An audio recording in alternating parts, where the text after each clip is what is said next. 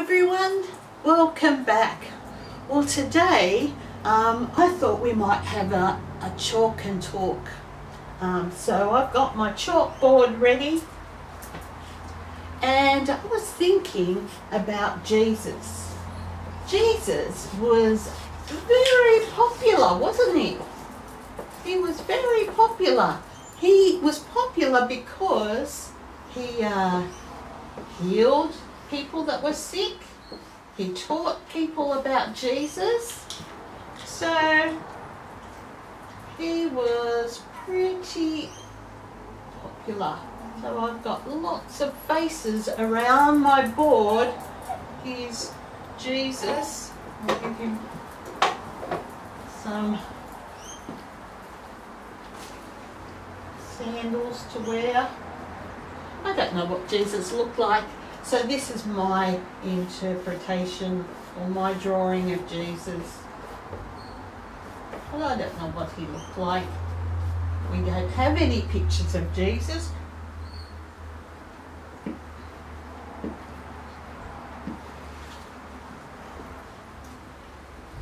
And open mouth because he's telling people about Jesus, and he told lots of people were following him. So I've got lots of little heads here.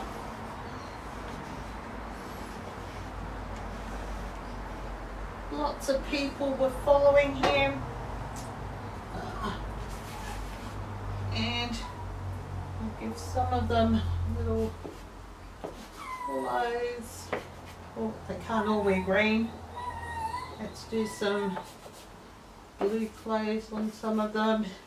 And what about some light green?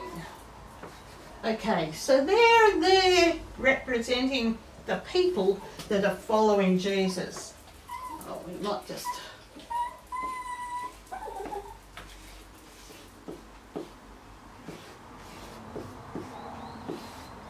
lots of people that are just walking around, listening to what he's saying, listening to those parables that he's talking about.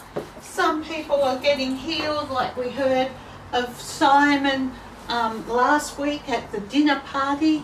He had a skin disease and he was healed. So lots of people are following him. Now there are some people that are following him that aren't happy like these guys. They're not happy about following him.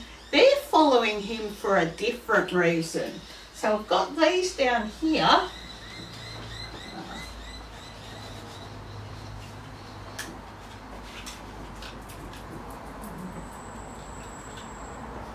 They're not happy about following Jesus.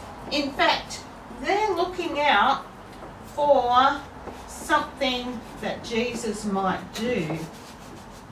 Something that Jesus might do that is wrong, so that they can arrest him. That's what they want to do. So they're not happy. Well, he doesn't look very happy, does he? And this one, he's looking to see what Jesus is up to, but he's not happy either, because did Jesus do anything wrong? No. So he wasn't happy, and this guy, he just thinks he's the ant's pants, and he's just so happy with himself, but he's not happy with Jesus. So these are the scribes and the Pharisees and the teachers of the law. They're looking at Jesus, looking for him to make a mistake, looking for him to do the wrong thing. But we know that Jesus did nothing wrong. Now over here, we've got some more people. These people are Jesus's disciples. So there was how many disciples? How many disciples do we have? We have 12 disciples. This is their clothes. And what other colour? Haven't got any blue yet. This guy can wear some blue. We've got a couple. Maybe they can have orange colours. Okay, so there are the disciples. Let me just give them some faces. I don't know what the disciples look like either. So here's one, and here's another one. Sure, they had beards. There's another one, and another one. Can you count them? See if I've got 12. And here's another one. Give him curly hair, so he looks different. Whoops! Look at Jesus, mate. And here's another one.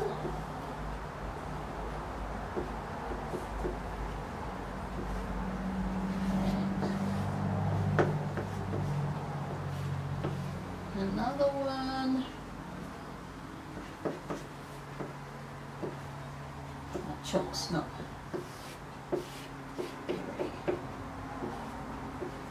Another one. So that's 1, 2, 3, 4, 5, 6, 7.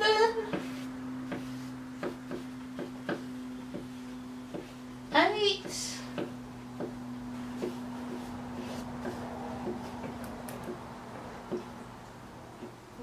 This guy's excited. 8. Is that 8? 1, 2, 3, 4, 5, 6, 7, 8, 9.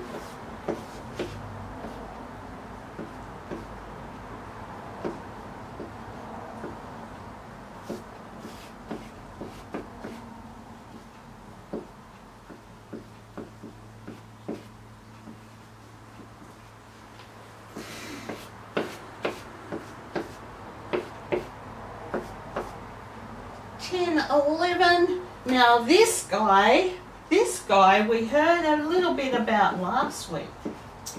His name is Judas. And he was one of the disciples, so you'd think that he'd be happy to be with Jesus.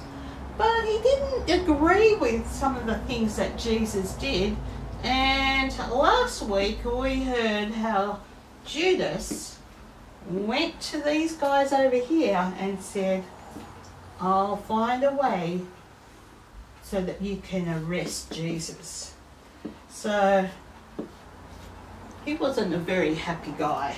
That's Judas down there. All right, so we've got all these people following Jesus. But do these guys, do they follow Jesus because they want to learn more about God and follow him because they believe in him? No. So I'm just going to tear these guys off the screen because they didn't like Jesus. They didn't follow him. And in our lesson last week, we heard that Jesus went to a party, and then after the party, he left the crowd. So let's take all that off. He left the crowd just to be with his disciples. And in the upper room where he had his Passover meal with them, he said that one of his friends, one of his close disciples, was going to betray him. We know who that was, don't we? So I'm just going to tear him off because he wasn't following Jesus anymore. Now we're left with 11.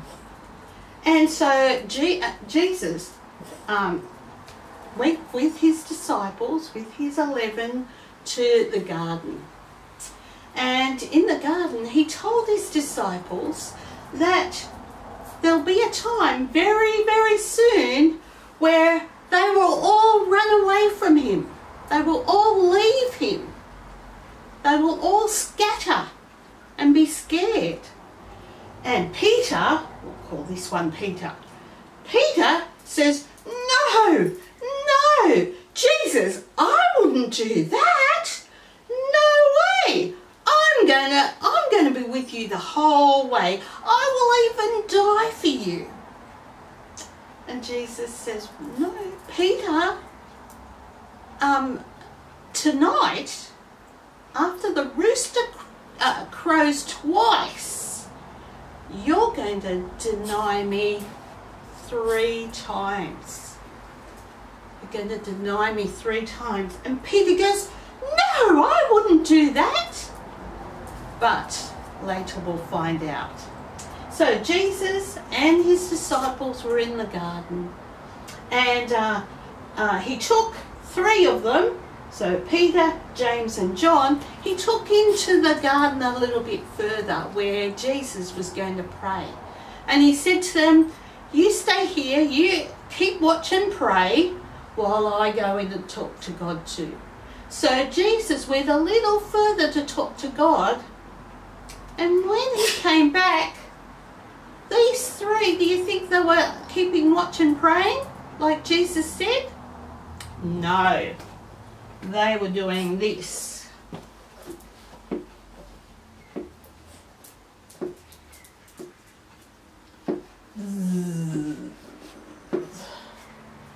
What were they doing? Sleeping. They were sleeping. And Jesus says, wake up. Can't you just pray with me for a little while? And again, he goes back into the garden to pray. Again, he comes out, and what are those disciples doing? Sleeping. So again, he goes into the garden, and a 3rd time he comes out, and what are his disciples doing? Sleeping again. And he said, well, wake up, because the guards are here to arrest me.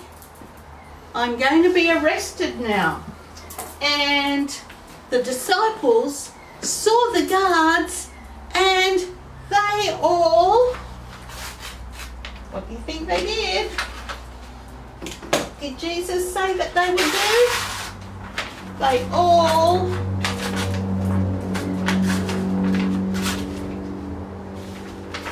all ran away because they were scared.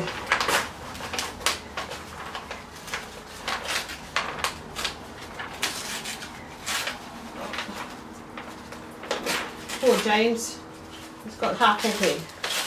There we go. And all of them ran away because they were scared. Except for Peter, but Peter wasn't standing right next to Jesus going, don't arrest him. No, Peter was standing at a distance.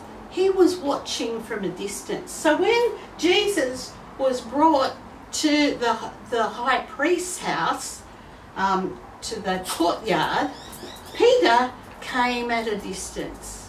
And Peter was warming himself by the fire in the courtyard, wondering what was happening to Jesus, when a servant girl said, hey, aren't you one of those friends of Jesus? And Peter said, what do you think he said? Yes or no? He said, no. I said, no, I'm not one of them. And then the rooster crowed. Cock-a-doodle-doo. Then someone else saw Peter and says, hey, hang on.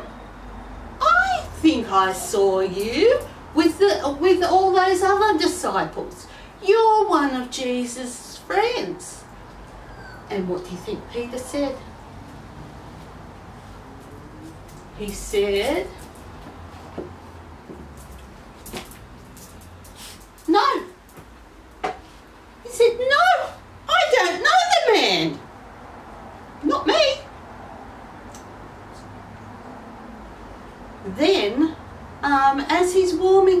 off by the fire, somebody else says, hey, hang on a minute, you are a Galilean, you have the same accent, so you must be one of Jesus' followers. And this time, Peter said, no, for goodness sake, I don't know him. No. And then Peter heard something that made him sad. What do you think he heard? Yeah, he heard the rooster crow again. Cock-a-doodle-doo!